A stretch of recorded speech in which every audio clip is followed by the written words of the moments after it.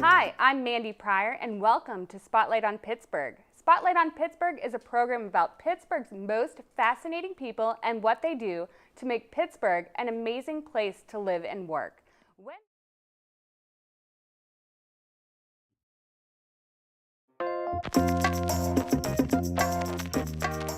Hi, welcome back. We are so excited to be here with Lyndsey Kramer of Food by Lyndsey.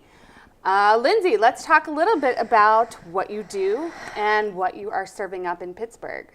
Well, what I do, I have a catering business, and I pride myself in smaller parties that I custom tailor each menu to suit the theme of the party. So I never do the same thing twice. I absolutely love the creativity that I get to expel with this part of my life. It's awesome. Constantly coming up with new ideas and fun food to serve at Pittsburgh parties. So what, you do interesting themes. Can you name a couple of these themes that you So a few of my favorites. I recently just did a Ninja Turtles party. It sounds so silly, but I made, Ninja Turtle faces out of vegetables, and, I've done woodland creature baby showers, and I made a cheese ball into a porcupine. One of my favorite menus was a woman threw a party for her sister's 40th birthday, and she gave me a list of all of her sister's favorite movies. So it was like Ferris Bueller's Day Off, Pretty in Pink, all those classic like 80s movies, and Breakfast Club. And so I created the menu I did like Cameron fried crab cakes, and I did Breakfast Club sandwiches, and I did the movie Heathers. I did Drano Punch. So, it's just, fun stuff like that I just roll with the theme. So I think they really enjoyed it too. And so this isn't even your full-time job, is it? This is my fun job. I have a big girl job. I work at an engineering company in the human resources department. So it is completely the opposite of creative.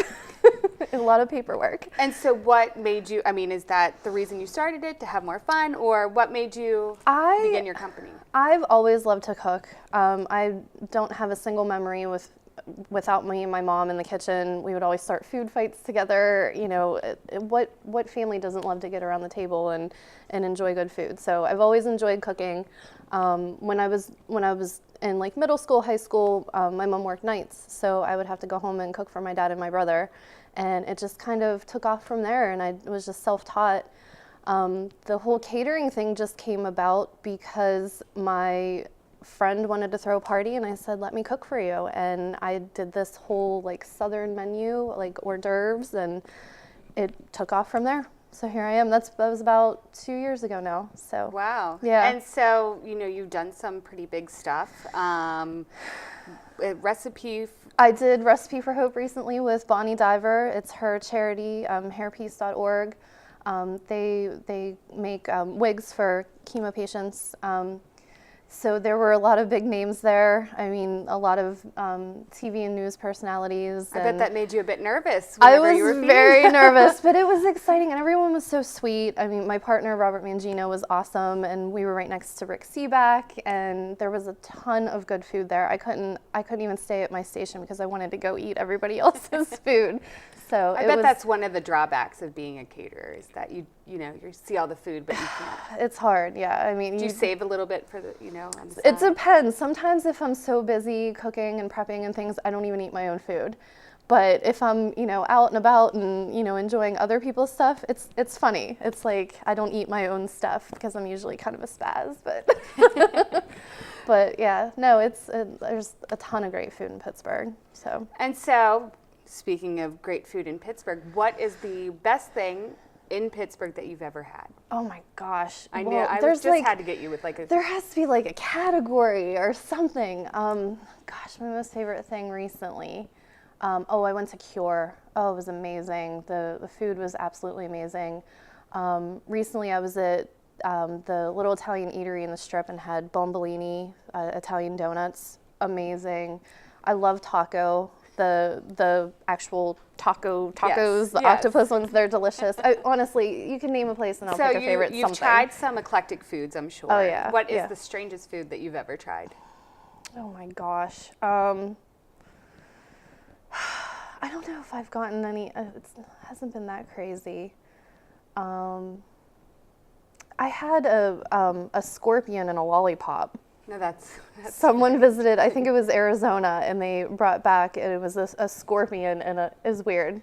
Yeah. It was And weird. So that would be strange. Did you like it? No, I mean, no. It's weird. Like you know in your mind that you're going to eat a bug, like a poisonous one. So yeah, no, it was a little odd.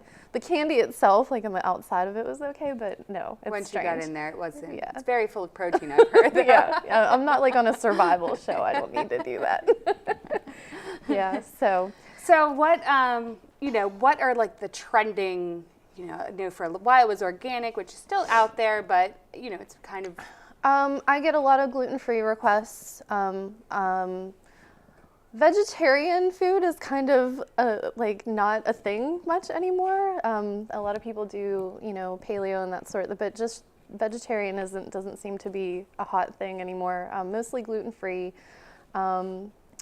It depends. It depends on the party. It depends on the people. I have a regular customer. Poor thing's allergic to pine nuts. I had someone allergic to arugula. It's unfortunate. Yeah, I mean it always varies. So what's your favorite thing to cook?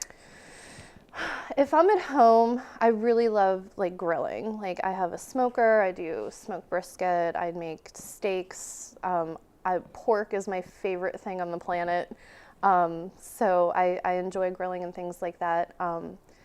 When I go out, I usually order things that I don't make very well. So my daughter and I eat a lot of sushi out. I'm not a little Japanese person, so I don't know how to roll sushi very well.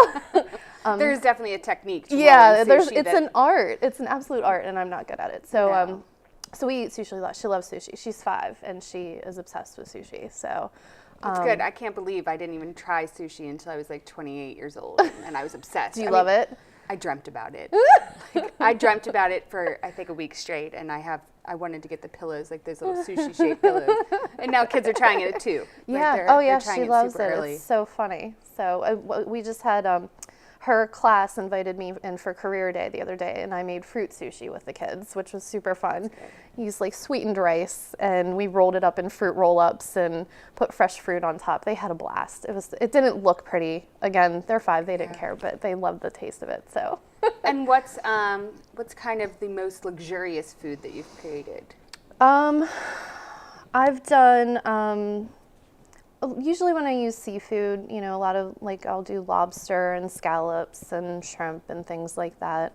I've made paella, which involves saffron, which is the most expensive spice. I think that's kind of luxurious, and it's a very humble food because it's just rice and veggies and seafood, but you have to use this super expensive, spice to go in it. So.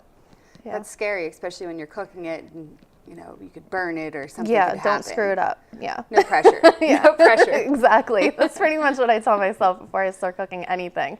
No pressure. Don't screw it up. And so what's your favorite thing about being a caterer? It's my creative outlet. Like I said, I work a regular 9 to 5, and while I love my job and I love the people I work with, catering gives me that chance to kind of just be wacky and fun and have a creative outlet. So, and I love meeting new people.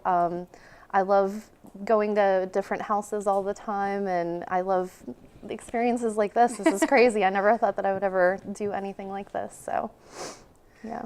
Wonderful. And so, you mentioned your daughter. Is she kind of an inspiration to you? She is. I mean, everything I do for her. I mean, and as a parent, I think anybody, that would be their answer. But she is my little helper. She loves to cook. She loves to eat.